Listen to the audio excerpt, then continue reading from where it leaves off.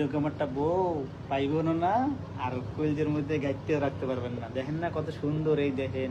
আপনারা তো এত ভালোবাসতে পারবেন না, কারণ আপনার কত সুন্দরী বউ নাই, সেই কারণে ভালোবাসতে পারবেন না। আমার মতো সুন্দরী বউ পাইতে হইলে মোল্লাকে যোগাযোগ করতে হইব। মুই ইন্টারভিউ নিয়ে তারপরে বলমু। বেসন যেমন ফসল তেমন মা ভালো তার ঝি।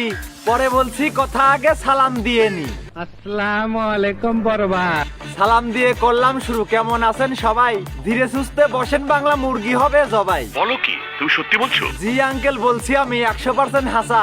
এই মুরগি ভিন্ন রকম, হুক না তাহার পাসা। আমি সিল মাইরা দিমু। সিল মারেন আর যাই করেন ভাই, সবই করতে দিমু।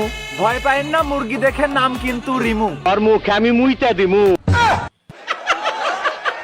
এই সব বলে লাভ নাই ভাই, ভয় দেখাচ্ছেন কারে?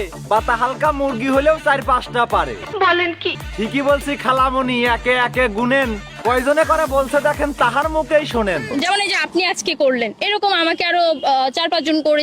হালাই কি হাত ফেল করবে? মোশাররফ ভাই কি যে বলেন, এসব তুরির আগে জামাই থাকার পরেও তাহার ইলেকট্রিক মেশিন লাগে। আমি বিশ্বাস করি না। শোনার পরে বিশ্বাস করবেন, আমি আর কি কমু। নিজেই বলছে বাতা হালকা, বাতাসি বেগম রিমু। জামাই মেশিন বের হইছে। কি আশ্চর্য কথা। আশ্চর্য হবার কিছু নাই, ব্যবসা করে ভাগে।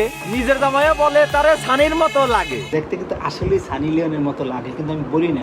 জামাইয়ের কথা কি বলবো, বউয়ের কথাই নাচে। সার্ভিস দেয় পরপুরুষের জামাই শুধু চাষে। হাসির কথা বলি নাই ভাই, সঠিক বলছি আমি। সারা বিশ্বেও খুঁজে পাবেন না এমন বেহায়া স্বামী। কারেক্ট। নিজের বউকে অন্যের কাছে সঁপে দেয়া সে পুরুষ নামের কলঙ্ক একটা, কিসের স্বামী সে? ঠিক বলেছো। ঠিক বলেও তো কাজ হয় না, লজ্জা ছাড়া বান্দা। নিজের বউকে টাকার জন্য ঠেলা খাওয়ানোর ধান্দা।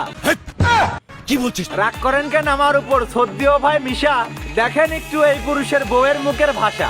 আর সবই হচ্ছে যে মুতার জায়গায় গুতা দেওয়ার ধান্দা। এমন সন্তান হতে পারে পিতৃ পরিচয় ছাড়া, এটাই হলো লিগেল কথা, বউ বেঁচে খায় যারা। ঠিক বলেছো। এসব মুরগি পাড়ায় পাড়ায় সুযোগ খুঁজে বেড়ায়, টাকার জন্য অন্যের তলায় ডিম ফুটাতে যায়। কথা কি ক্লিয়ার না ভেজাল আছে? বোঝো নাই ব্যাপারটা?